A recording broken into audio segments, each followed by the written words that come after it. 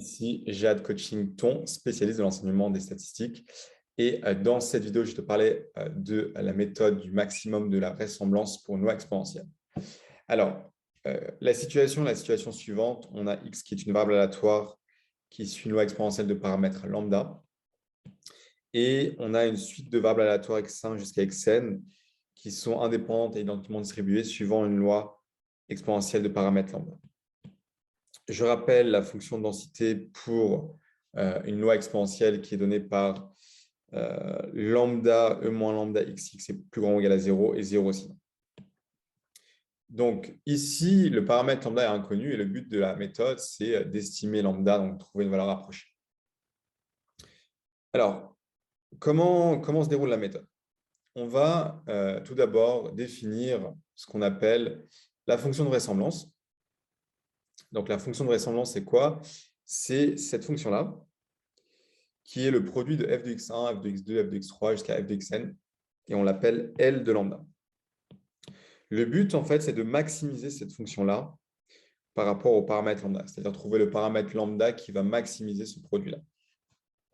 Alors, au niveau de la visualisation, f de x1, en fait, ça représente la hauteur que j'ai juste ici, qui est aussi une probabilité, la probabilité de prendre la valeur x1.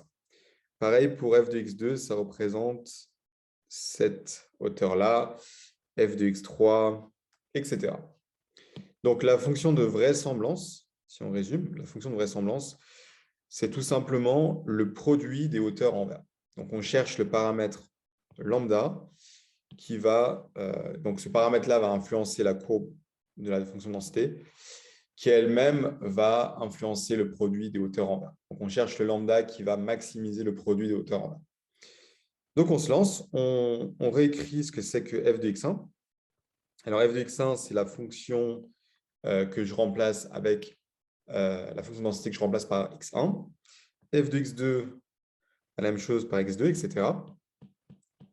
Et donc, j'obtiens ce produit-là.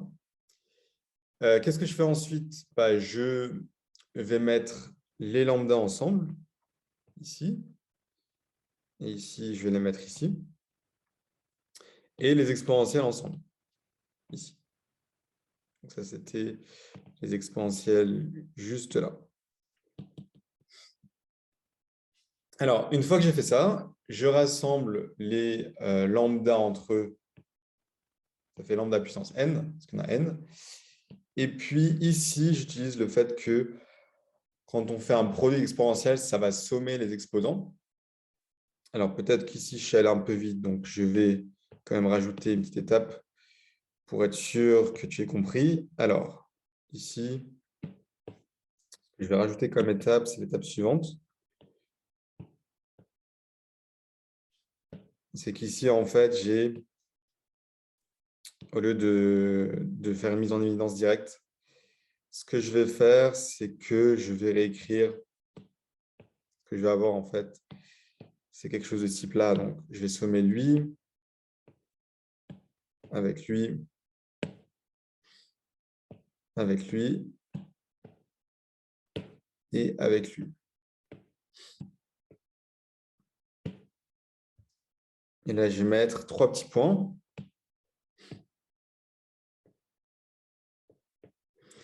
Et en fait, c'est ici qu'on peut faire une simplification.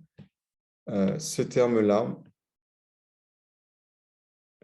on fait une mise en évidence par moins lambda et on obtient ce terme-là. Encore une fois, la somme, ici, je peux la réécrire avec le signe somme.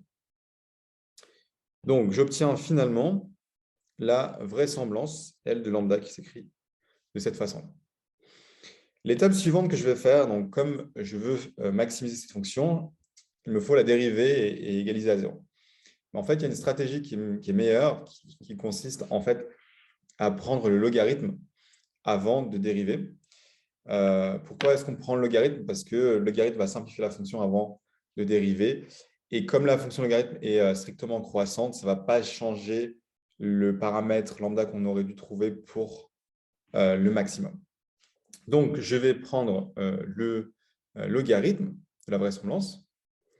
Donc, j'appelle ln de la vraisemblance. Donc, j'appelle cette fonction petit l de lambda qui est ln de la vraisemblance. Alors, je remplace la vraisemblance parce que j'avais trouvé initialement. J'utilise le fait que la fonction logarithme, quand on a un produit, ça fait une somme.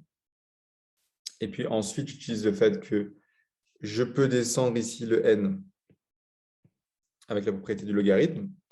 Et le logarithme de l'exponentielle simplifie et il me reste juste ce qu'il y a au-dessus. OK, une fois que je suis là, maintenant, je cherche le lambda tel que le logarithme de la vraisemblance est maximisé. Donc, ce que je vais faire, c'est que je vais dériver. Cette fois-ci, maintenant, je peux dériver le logarithme de la vraisemblance. Je dérive. La dérivée de la somme, ou la différence, c'est la différence des dérivées. Alors, ici, comment est-ce que je fais la dérivée par rapport à lambda? La dérivée de ln de lambda, c'est 1 sur lambda. Et la dérivée de lambda fois une constante, parce que ça, on peut voir ça comme une constante, c'est la constante, tout simplement. Alors, une fois que j'ai fait ça, je sais que pour maximiser, il faut que je mette la dérivée égale à 0. Donc, je vais égaliser la dérivée que j'ai trouvée initialement à 0. Je passe la somme de l'autre côté. Ce terme-là, je le passe de l'autre côté. Je divise par n, les deux côtés. Et en fait, je me rends compte que ce terme-là, ce n'est rien d'autre que la moyenne empirique, donc x bar. Et ensuite, je prends l'inverse et j'obtiens lambda qui vaut, donc, initialement, on obtient lambda qui vaut 1 sur x bar. Comme c'est l'estimation, je mets un petit chapeau juste par convention pour dire que c'est une estimation.